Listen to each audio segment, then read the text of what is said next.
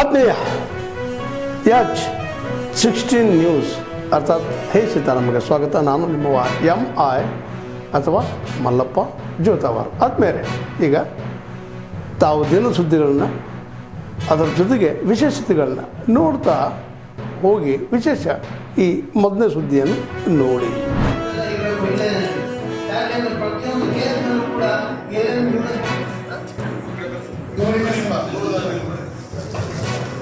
ನಾಗರಾಜ್ ಆಗಲಿ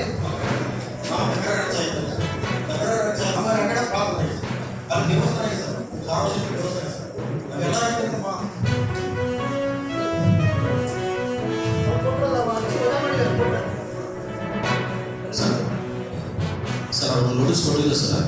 ಆ ನೋಟಿಸ್ ಕೊಡಿ ಅಂತ ಕೇಳಿದರೆ ಮಜಾ ಮಾಡಿದ್ದಾರೆ. ಇದಕ್ಕೆ ಬರಲ್ಲ ನೀವು ಬಂದಾಗ ಏನು ಸಿಗುತ್ತೆ, ಲೀಗಲ್ ಅಸಿಸ್ಟೆನ್ಸ್ ಕೂಡ ಸಿಗುತ್ತೆ. ಅಂತ ಪ್ರಕರಣಗಳಿದ್ರೆ ಅವ್ರನ್ನ ರೆಫರ್ ಮಾಡ್ತೀವಿ. ಅವರು ಅದನ್ನು ತಗೊಂಡು ನ್ಯಾಯಾಲಯಕ್ಕೆ ಕೇಸ್ ಹಾಕಿಸ್ಬಿಟ್ಟು ಅಲ್ಲೂ ಕೂಡ ಸಮಸ್ಯೆ ಪರಿಹಾರ ಮಾಡೋದಕ್ಕೆ ಪ್ರಯತ್ನ ಮಾಡ್ತಾರೆ. ಮತ್ತು ಬೇರೆ ಬೇರೆ ಇಲಾಖೆಗಳಿಗೆ ಹೋಗ್ತಕ್ಕಂಥ ಅಪೀಲ್ ಹೋಗ್ತಕ್ಕಂಥ ಹೈಕೋರ್ಟ್ ಹೋಗ್ತಕ್ಕಂಥದ್ದಿದ್ರೆ ಅದನ್ನು ಕೂಡ ಗೈಡ್ ಮಾಡಿ ಅವರಿಗೆ ಸರಿಯಾದ ರೀತಿಯಲ್ಲಿ ಮಾರ್ಗದರ್ಶನವನ್ನ ನಾವು ಮಾಡ್ತೀವಿ. ಅದನ್ನ ಅರ್ಥ ಮಾಡಬೇಕು. ಯಾವುದೇ ಸಾರ್ವಜನಿಕ ಅಧಿಕಾರಿ ಅಥವಾ ಸರ್ಕಾರಿ ಅಧಿಕಾರಿಗಳು ಕೂಡ ನಿಮ್ಮ ಮೇಲೆ ದ್ವೇಷ ಇರೋದಿಲ್ಲ, ನಿಮಗೆ ಅವ್ರ ಮೇಲೆ ದ್ವೇಷ ಇರಬಾರ್ದು.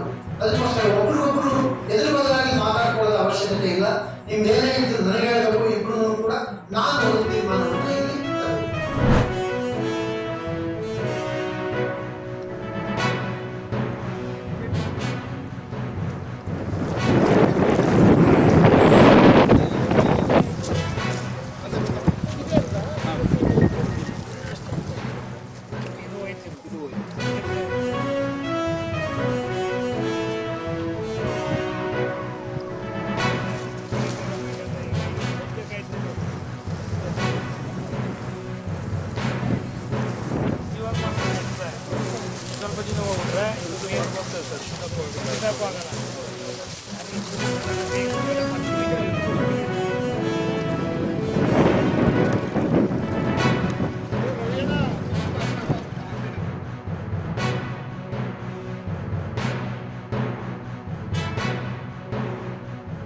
ಏನು ಚಿಕ್ಕದ ಪರಿಸ್ಥಿತಿ ಇದೆ. ಅದರಲ್ಲಿ ಎಲ್ಲರೂ ಸಹ ಇನ್ಶೂರೆನ್ಸನ್ನು ಮಾಡಿಸಿದ್ದಾರೆ.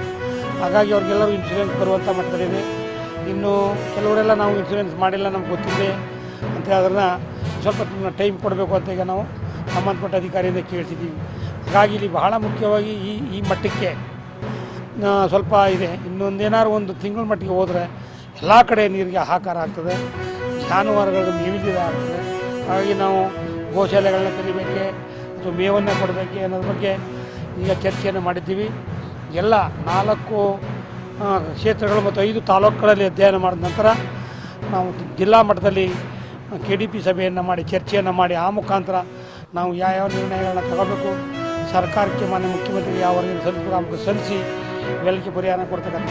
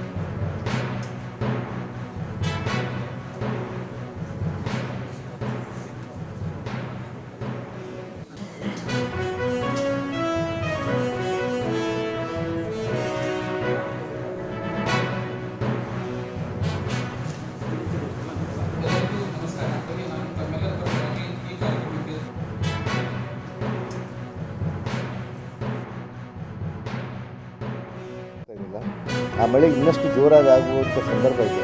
ಹಂಗೇನಾದರೂ ಆದರೆ ನಮಗೆ ಬರುವಂಥ ಒಂದು 10 ದಿನಗಳಲ್ಲೇ ಡ್ಯಾಮ್ ತುಂಬುವಂಥದ್ದು ಆಗುತ್ತೆ.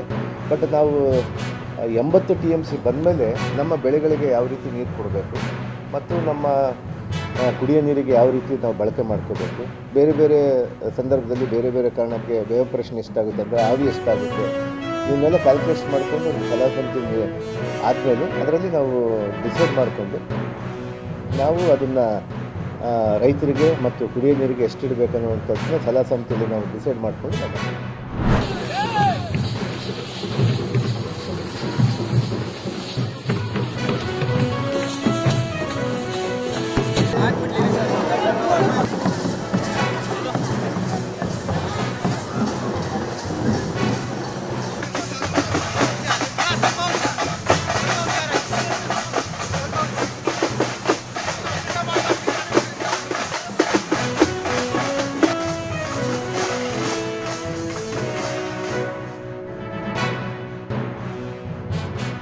ಏರ್ಪೋರ್ಟಿಂದ ಇಲ್ಲೂ ಸಹ ಎಲ್ಲರೂ ವೆಲ್ಕಮ್ ಮಾಡಿದ್ದೀರಾ. ತುಂಬ ಖುಷಿ ಆಗ್ತಿದೆ, ತುಂಬ ಪ್ರೌಡ್ ಫೀಲ್ ಆಗ್ತಿದೆ. ಎಲ್ಲರೂ ಸಹ ಇದೇ ರೀತಿ ಪ್ರೀತಿ ವಿಶ್ವಾಸಗಳು ಗಳಿಸ್ಕೊಂಡು ಇನ್ನೂ ನಾನು ಹೆಚ್ಚು ಮೆಡಲ್ ತಂದು ನಮ್ಮ ದೇಶಕ್ಕೆ, ನಮ್ಮ ಕರ್ನಾಟಕಕ್ಕೆ ತಂದು ಕೊಡ್ತೀನಿ.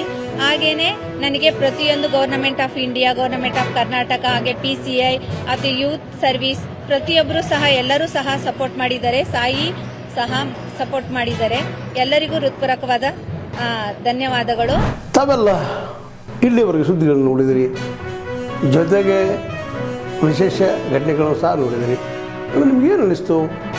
ನಿಮಗೆ ಲೈಕ್ ಮಾಡಿರಿ, ಶೇರ್ ಮಾಡಿರಿ, ಕಾಮೆಂಟ್ ಮಾಡಿರಿ, ಜೊತೆಗೆ ಸಬ್ಸ್ಕ್ರೈಬ್ ನಿಲ್ಲಿಸ್ಬೇಡ್ರಿ. H16 ನ್ಯೂಸ್ ಅರ್ಥಾತ್ ಸೀತಾರಾಮ್ ನ್ಯೂಸ್ ಸತ್ಯದ ಕೈಗನ್ನಡಿ ವಂದನೆಗಳು.